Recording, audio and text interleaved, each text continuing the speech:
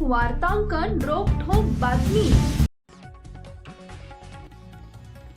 Iran विरुद्ध Israel America युद्धाच्या झळा अवघ्या जगाला बसतायत। महाराष्ट्रात तर गॅस तुटवड्याची परिस्थिती दिवसागणिक हाताबाहेर जातीये। त्यातच राज्यात गॅस सिलेंडरचा पुरवठा करणारी एक गाडी चोरीला गेल्याची भयंकर घटना घडली आहे। काँग्रेस आमदार विजय वडेट्टीवार यांनी विधानसभेच्या पटलावर या घटनेचा उलगडा केल्यानंतर ही घटना समोर आली। विजय वडेट्टीवार सभागृहाच्या कामकाजाला सुरुवात होताच म्हणाले, काल रात्री सभागृह 1 ते 1:30 वाजेपर्यंत चालले। काल आमदारांना कॅन्टीन बंद होती, त्यांना तिथं काहीही जेवणास मिळालेलं नाही। मात्र मंत्रालयात अशी स्थिती आहे की कॅन्टीन सुद्धा बंद झाली। महाराष्ट्रातील हॉटेल्सही बंद झालेत। महिलांमध्ये या गॅस तुटवड्यामध्ये अस्वस्थता आहे। सरकारनं दरवाढ केली, पण मुंबई नागपुरातील 30% हॉटेल्स बंद झाले। पुढच्या 2 दिवसात पुन्हा सगळे हॉटेल्स बंद होतील। हॉटेल्स बंद होऊ द्या, पण घरगुती गॅसच्या पुरवठ्याचा प्रचंड तुटवडा निर्माण झालाय। राज्यात प्रचंड भीतीचं वातावरण तयार झालंय। काल HPCच्या गॅस सिलेंडरची गाडी चोरीला गेली। 18 लाख रुपये किमतीची सिलेंडर होती। मुंबईतही पुरवठा बंद आहे। एवढी भयावह परिस्थिती असताना सरकारकडून निवेदन आले पाहिजे। महाराष्ट्राला जनतेनं सांगितलं पाहिजे की आता परिस्थिती काय आहे, या परिस्थितीतून आपण कसा मार्ग काढणार आहोत, आता आपल्याकडे उपलब्ध किती आहे, तुटवडा कसा निर्माण होणार आहे, काही बचत करायची असेल तर कशी करावी, यावर सरकारनं स्पष्टीकरण द्यावे, असं ते म्हणाले। काल रात्री सभागृह 11 पर्यंत 1:30 वाजतापर्यंत चालला। 1 वाजून 15 मिनिटांपर्यंत चाललं। हा अध्यक्ष महोदय, काल आमदारांना कॅन्टीन बंद होती, कॅन्टीनमध्ये काही खायला मिळालं नाही। आज अशी परिस्थिती आहे, मंत्रालयामध्ये कॅन्टीन सुद्धा बंद झाली। महाराष्ट्रातील हॉटेल्स बंद आहेत। महिला भगिनीमध्ये या गॅस तुटवड्यामुळे प्रचंड अस्वस्थता आहे आणि दर तर वाढवलेच अध्यक्ष महोदय। मुंबईतील नागपुरातील 30% हॉटेल बंद झाले।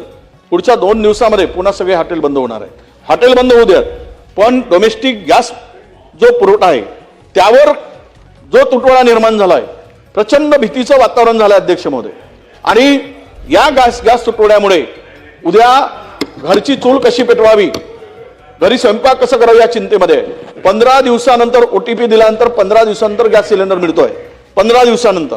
आणि अशा परिस्थितीमध्ये महाराष्ट्रामध्ये आत्ताच्या या सगळ्या परिस्थितीत त्याचा होणारा परिणाम, यावर आमची विनंती आपल्याला की सरकारने वस्तुस्थिती सांगितली पाहिजे आणि यामधून पुढे काय परिणाम होणार आहेत हे सगळ्याला माहित आहे। हा युद्ध जर चालला, भविष्यात वाढला, त्याचा परिणाम, त्या संदर्भातले परिणाम उद्या दिसणार आहेत। पण आपल्याला विनंती, आपल्या माध्यमातून सभागृह सुरू आहे की उद्या आंदोलन सुरू झालेत।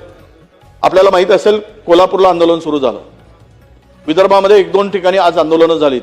गॅसच मिळत नाहीये, सिलेंडर्स मिळत नाहीये। आणि काल तर असं झालंय की HPCचा गॅस सिलेंडरची गाडीच चोरीला गेली महाराष्ट्रात। 18 लाख रुपये किमतीचे सिलेंडर होते, पळून नेले। आणि मुंबईत सुद्धा पुरवठा बंद आहे। मग इतकी भयावह परिस्थिती असताना सरकारकडून निवेदन आलं पाहिजे, सरकारने निवेदन केलं पाहिजे, महाराष्ट्रातील जनतेला सांगितलं पाहिजे की आता काय परिस्थिती आहे आणि ह्या परिस्थितीतून आपण कसा मार्ग काढणार आहोत, आता आपल्याकडे उपलब्धता किती आहे, तुटवडा कसा निर्माण होणार आहे, काही वाचवायचं असेल, सेव्हिंग करायचं असेल तर त्या सुद्धा सूचना सरकारकडून मिळाव्यात आणि निवेदन व्हावं, अशी आमची आपल्याकडे मागणी आहे अध्यक्ष महोदय। गॅस पेट्रोलियम हा केंद्र सरकारच्या अखत्यारीतला विषय जरी असला तरीही राज्यातील जनतेची गैरसोय होऊ नये या संदर्भातली जबाबदारी महाराष्ट्र शासन घेत असते आणि घेईल।